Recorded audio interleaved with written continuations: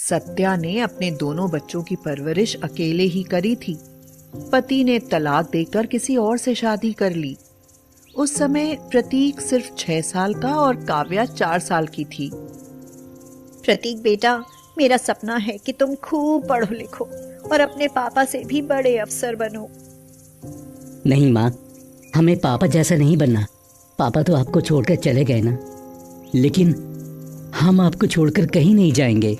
हाँ माँ, हम हमेशा आपके साथ रहेंगे, आपको कभी अकेला नहीं छोड़ेंगे। तुम दोनों मेरे जीने का आखिरी सहारा हो बच्चों, हमेशा ऐसे ही रहना। सत्या ज्वेलरी डिजाइनिंग का काम करती थी। वह रात में ज्वेलरी डिजाइन करती और दिन में अपने घर और बच्चों का काम करती थी। सुबह स्कूल छोड़ने जाना, फिर लेकर आना, फिर घर के इतने काम। वह शाम तक थक जाती थी, मगर बच्चों की मुस्कान देखकर उसकी सारी थकान उतर जाती थी। सत्या ने बड़ी मेहनत करके बच्चों को पाल पोस कर बड़ा किया। काव्या की शादी एक इंजीनियर लड़के ध्रुव से हो गई। अब प्रतीक की बारी थी। सत्या ने प्रतीक से कहा, प्रतीक, तुम्हारे लिए एक रिश्ता आया है, तुम कहो तो मैं आगे बात बढ़ाऊं? नहीं मम्मा, मेरे ऑफिस में एक लड़की है, दिशा। मैं उससे शादी करना चाहता हूँ। तो बेटा देर किस बात की? अगर तुम्हें दिशा पसंद है तो मुझे कोई दिक्कत नहीं है। कुछ दिनों बाद दिशा और प्रतीक की शादी हो गई। शादी के बाद दिशा ने प्रतीक के कहने पर नौकरी छोड़ दी। कुछ दिन तक तो सब अच्छा चलता रहा, लेकिन कुछ दिनों के बाद ही दिशा ने अपना रंग दिखाना शुरू कर दिया। दिशा, तुमने मेरा नाश्ता तो लगा दिया, मगर माँ का कहाँ है?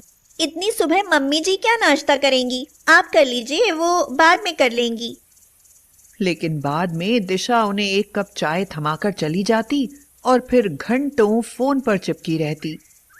अगर सत्या खुद रसोई में जाती तो वह माथा चढ़ाकर कहती, कितनी भूख लग जाती है आपको मम्मी जी, अभी थोड़ी देर पहले ही तो चाय पी थी आपने। दिशा पूरे दिन फोन पर बात करती रहती और सत्या अब भी पहले के जैसे ही घर के काम करती और रात में ज्वेलरी डिजाइन। मम्मा, आप इतनी मेहनत क्यों करती हैं? दिशा है ना, वो कर लेगी। मम्मी जी, क्या मैं काम नहीं करती, या आप अपने बेटे को दिखाती हैं कि सारा काम आप ही करती हैं? धीरे धीरे दिशा ने उनके खिलाफ प्रतीक के कानों में जहर घोलना शुरू कर दिया, जिसका असर प्रतीक पर होने लगा। प्रतीक, दिशा का ध्यान रख, वह सही लड़की नहीं है। वह पूरे दिन किसी से बात करती रहती है। माँ, ये क्या कह रही हो? अरे उसे बेटी समझो, सास मत बनो उसकी।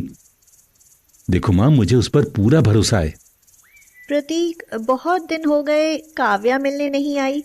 वैसे भी वह माँ बनने वाली है। आज मैं वहां जा रही हूँ। रहने दो माँ, वहां जाओगी बेकार में खर्चा होगा। आ जाएगी वो खुद ही जब उसका मन होगा। लेकिन अभी तो बेटा मैं इतना कमा लेती हूँ, अपना और बेटी का खर्चा उठा सकती हूँ। इस बारे में तुम्हें चिंता करने की जरूरत नहीं है। लेकिन माँ, जाएगा तो अपने ही घर से ना। एक दिन वह लड़का घर आ गया जिससे दिशा रोज बात करती थी। सत्या रसोई में थी। उसे दिशा के कमरे से आवाज आई, रोहन, मैं तुम्हारे बिना नहीं रह सकती, मैं तुमसे बहुत प्यार करती हूँ। हाँ दिशा, मैं भी तुम्हारे बिना नहीं रह सकता। सत्या ने कमरे में आकर दिशा के मुंह पर तमाचा मारकर कहा, दिशा, तुम मेरे बेटे को धोखा दे रही हो। आज आने दो प्रतीक को, तुम्हारी सारी सच्चाई बताती हूँ।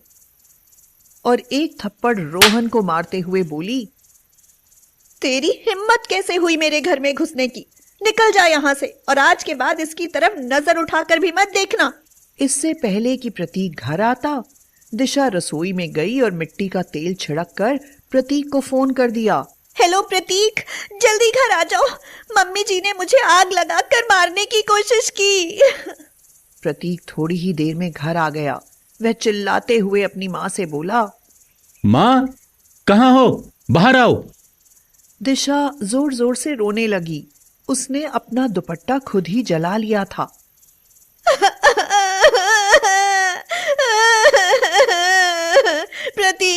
मुझे बचा लो, ये औरत मुझे मार डालेगी।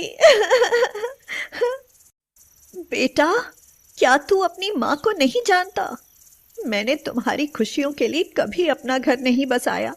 तुम्हारी जिंदगी बनाने के लिए मैं दिन रात मेहनत करती रही और तुझे लगता है कि मैं तेरी पत्नी को जलाकर मार दूंगी? बेटा, सच तो ये है कि ये किसी रोहन नाम के लड़के से पूरे दिन बात करती है और आज तो वह घर भी आ गया। मैंने इनकी सारी बातें सुनी। ये उससे प्यार करती है, इसीलिए ये सब नाटक कर रही है। माँ, मैं दिशा को कई सालों से जानता हूं, वो ऐसी नहीं है। रोहन भी हमारे साथ काम करता था, किसी काम से आया होगा। माँ, लेकिन अब तुम ना दिशा के लिए खतरनाक होती जा रही हो, इसलिए अब तुम हमारे साथ नहीं रह सकती। हेलो काव्या।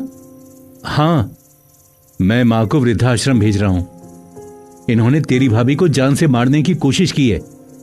अगर तू चाहे तो अपने साथ रख सकती है। नहीं भैया, आप वहीं भेज दो। मेरा घर छोटा है और हमारा बजट भी नहीं है।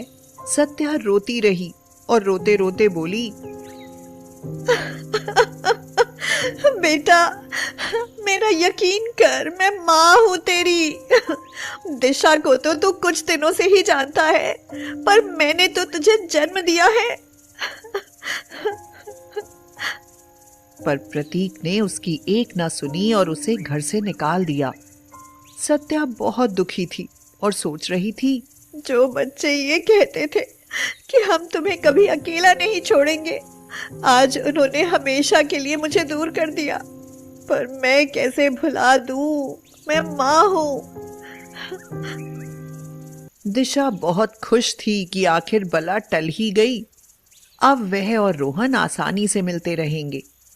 दिशा ने बहला फुसलाकर प्रतीक से सारी प्रॉपर्टी अपने नाम करवा ली। प्रतीक, जो तुम्हारा है वह मेरा ही तो है, इसकी कोई जरूरत नहीं। नहीं दिशा, मैं नहीं चाहता कि माँ तुमसे सब कुछ छीन ले, इसलिए मैं सब कुछ तुम्हारे नाम कर रहा हूं। और कुछ दिनों बाद पता चला कि दिशा सब कुछ बेचकर रोहन के साथ विदेश चली गई। प्रतीक को जब ये पता चला तो वह अपना सर दीवार से मारने लगा और कहने लगा, क्या ये मैंने क्या कर दिया? अपने हाथों अपने पैरों पर कुल्हाड़ी मार ली। माँ, हाँ माँ सही कहती थी, लेकिन माँ कहाँ होंगी, किस हाल में होंगी? हे भगवान, ये मेरे हाथों क्या हो गया? ये मैंने क्या कर दिया? 6 महीने हो गए थे। प्रतीक को कभी माँ की याद आई ही नहीं, लेकिन मुसीबत पड़ी तो माँ ही याद आई। उसने सब जगह ढूंढा पर सत्या नहीं मिली। फिर उसने वहां पता किया जहां उसकी माँ ज्वेलरी डिजाइन करके देती थी। उन्होंने सत्या का पता बता दिया। प्रतीक वहां गया तो सत्या एक बड़े से घर में लड़कियों को ज्वेलरी डिजाइन करना सिखा रही थी। प्रतीक रोते हुए उससे बोला, माँ, मुझे माफ कर दो। मुझसे बहुत बड़ी गलती हो गई। मैंने आप पर विश्वास नहीं किया। ऐसा क्या हुआ बेटा जो तुझे यहाँ मेरे पास माफी मांगने आना पड़ा? माँ, दिशा मेरा सब कुछ बेचकर रोहन के साथ विदेश भाग गई। मैंने बहुत बार तुझे बताया, पर तुझे यकीन ही नहीं हुआ। तूने उसके कारण मुझे घर से बाहर निकाल दिया। मैं माँ थी तेरी, 9 महीने तुझे पेट में रखा था। तुम दोनों को कितनी मुसीबतों से पाला था मैंने। मैं चाहती तो अपना घर बसा सकती थी, लेकिन मैंने हमेशा तुम दोनों के बारे में सोचा। लेकिन बेटा, तूने मेरी ममता पहचानने में भूल कर दी। और काव्या, उसका तो माँ के लिए बजट ही खराब है। मुझे माफ कर दो माँ, मैंने तुझे बहुत दुख दिया है माँ, मुझे माफ कर दो, मुझे माफ कर दो माँ। सत्या ने प्रतीक को गले से लगा लिया और बोली, प्रतीक, माँ कभी नहीं रूठती बेटा। कुछ पैसा मैंने बुरे समय के लिए बचा कर रखा था, उसी से ये घर खरीदा है। तू चाहे तो माँ के घर रह सकता है। प्रतीक की आंखें भर आईं। माँ का दिल कभी नहीं दुखाना चाहिए, क्योंकि माँ का दिल दुखाकर कोई कभी भी सुखी नहीं रहता।